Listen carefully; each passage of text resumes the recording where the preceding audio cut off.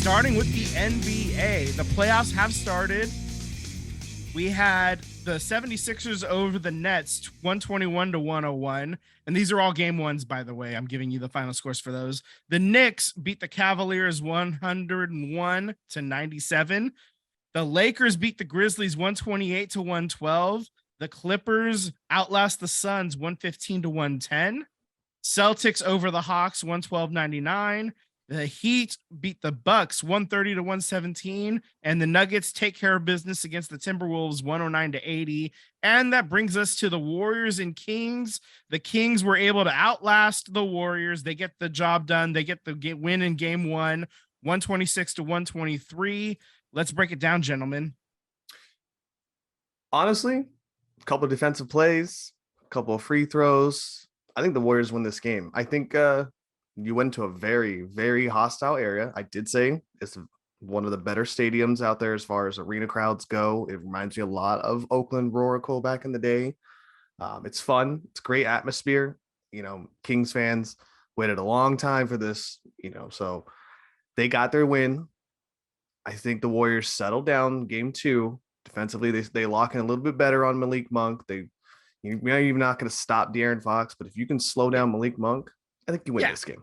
Malik Monk getting over 30 is what really ended up being the difference. I mean, if you like reasonably speaking, if you keep him under 30, you win the game. And there's really no excuse for that. They were so focused.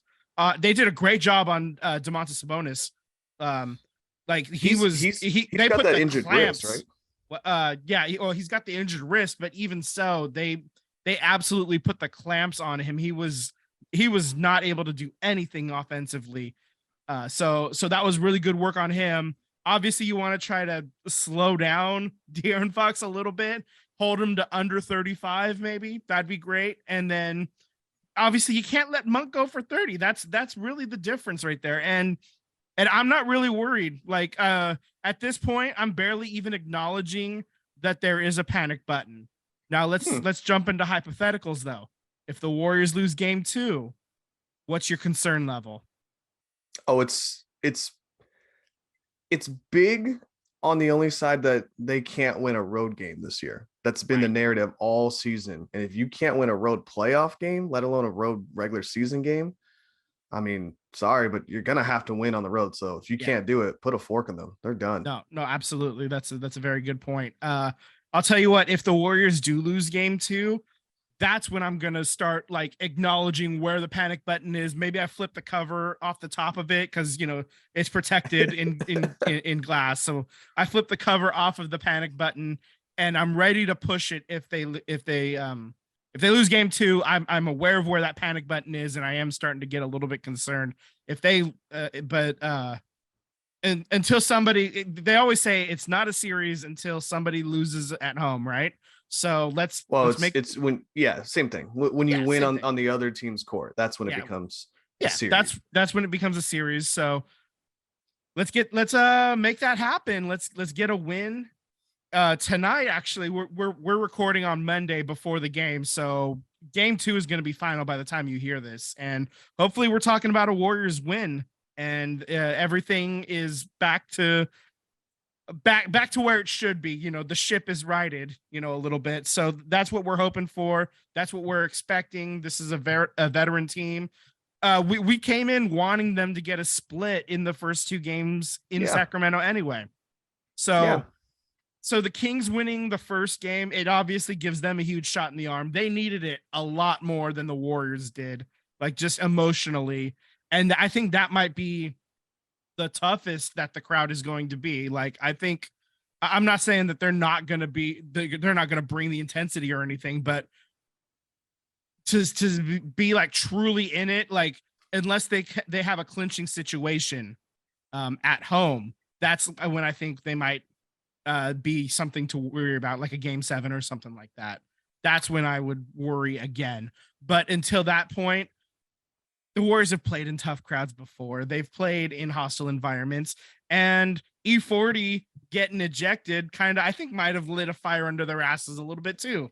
They played his music in Yeah, they played his music in the shoot around today. That's right. We should talk about that. E-40 was ejected from the game in the fourth quarter, and he cited some racist comments that were directed at him, and but him and this lady kind of got into it, and I don't know what the Sacramento Kings have said at this point. I think we're still waiting on a statement from them. If they ejected both him and the lady and they were like chirping at each other, like I still don't like it, but at least I would get it. But if E-40 is the only one that got ejected, if they sent Earl home and not her, then that's absolutely wrong, So I suspect we're gonna see a little bit of a different attitude from the Warriors. I think if this is the thing that lights the fire under them and they go on to win the next 4 games and we're talking about, a gentleman's sweep, okay, that's great. Awesome. Love it. I just think it's a little odd that it would take Earl getting sent out to do it. You know what I mean? We would call it the E-40 series. That's right. Basically what it would be called. Yeah. He was out in Sacramento at like Total Wine and More or something, like signing bottles of his wine, because our guy's an entrepreneur, so yeah. So I mean, I don't know what sources that you guys were looking at, but I just came across an article from ESPN, and it sounded like the situation had little to do with the person that he was like arguing with, but it was the fact that the King's security assumed that he was the one who was like starting this the conflict, and okay. they were the ones who, instead of ejecting both him and her, decided to go after him only.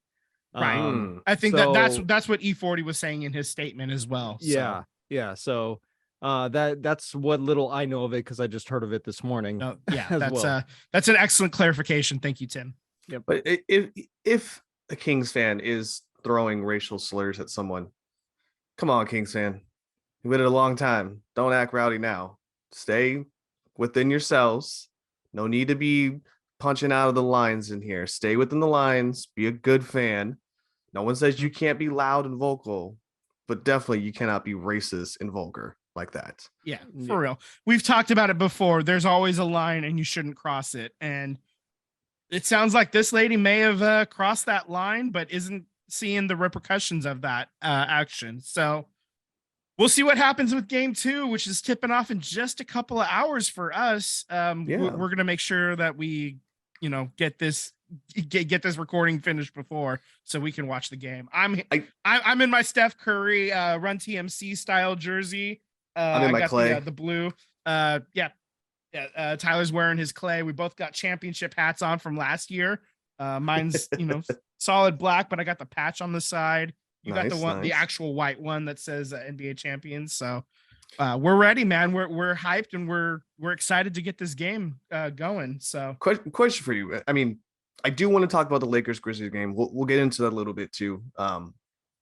I also think it's great that the Suns and the Grizzlies both lost as like the top teams. But anyways, aside from that, Clay going for that layup at the end of the game and then kicking it out to Wiggins in the corner. Yeah. What are your thoughts on that play? Because I had conversations with some random patrons yesterday at a local brewery about that play. I'm just curious what your thoughts are. I mean, I wish Clay would have just taken the shot, because you were only down 1 at that point. Any bucket gives you the lead. So I wish he would have taken that shot. I've seen Andrew Wiggins both make and miss that shot in the past. So obviously Wiggins was wide open. So that was, if this was a play in the middle of the fourth quarter, or even earlier in the game, that's the correct basketball play that Clay made. And it just didn't fall down. The problem is when it's like, the last second, I want to make sure that it's my, future Hall of Famer taking a shot instead of a guy who's been pretty good the last couple of years, Yeah, I say Clay made the right Warriors system play. Exactly. Yeah. That's correct system play. That's why I'm not throwing pillows all over the house in anger about it. Like in the system, that was the right play. I just wish in that moment, with it being possibly the last shot being taken of the game, I wish that he would have taken that himself and just tried to finish at the hole. And Kevon Looney could have picked up an offensive rebound if Clay couldn't get it to fall. So that was that point, That's what I was saying too, was that there was two things that went into it. You know, you're in the bonus. So take the layup. If you get fouled, you miss it. At least you get to shoot 2 free throws, or maybe you shoot 1 for a penalty. Looney was trailing and could have gotten the offensive rebound. Yep. You know, also Dre and Sabonis were not in the play at that moment because they got tangled up. They were wrestling at the other end of the court and they were tangled up. And the final 2-minute report came out and they should have probably called a foul on both of them. Yeah. And the Warriors should have taken it on a side out. But in that moment, I'm not mad about the refs not blowing the whistle and letting it play out because both teams were down a man. It was kind of even. They were both, you know, the bigs, you know, playing the bigs at the time. So that's right. So Looney wasn't actually on the court at that moment. I take that back. I think the trailing was Dante, I think, was the trailer. Oh, that's right. Yeah. Anyway, that part's my point though is that, like, you kick it out to Wiggins, which is, like we've said, is the right system play. But it's also a guy who hasn't played in 2 months. Now, you probably couldn't tell in that game. He looked like he had never missed a beat, which was amazing. Overall, I thought he played very well. Yeah. And I expect him to be starting by game 3, like I said last week, you know. I think your boy Billy G's right. The officiating was perfect for me. I don't think anyone got one call, you know, egregiously wrong, at least. Yeah. Yeah. I mean, maybe the Kings shot more free throws, but in all honesty, it wasn't a game where I'm like, wow, this team's definitely shooting more free throws because the ref is blowing the whistles in their favor. I didn't feel that at all. I think the officiating did a great job, but yeah, I definitely think that Sabonis and Dre, that probably should have been a offsetting technical on the both of them. But hey, we had our chances. We move on to game 2. Before we move on to talk about other sports news here, I do want to talk about Memphis Grizzlies and the Lakers. Yeah, that was an interesting game to say the least. But the big storyline out of that is that Ja Morant went for a layup, and Anthony Davis was, you know, basically posted to try and get an offensive foul, right? Right. So Ja Morant hits him on the way up. As he's coming down, Ja Morant's hand literally bends backwards and then it snaps forward. So he immediately left the game. X-rays said they were negative, but he's doubtful for game 2. I'd be shocked if he plays any other games because it looked like he shattered his wrist. Like, it looked gruesome. Right. And then ESPN decided to show it 4 more times. You're listening to the SVT podcast. Subscribe on YouTube and hit the bell to get alerts when we post a new episode. Follow us on Instagram and Twitter at SVT Sports Pod. Slide into our DMs. We would love to interact with you.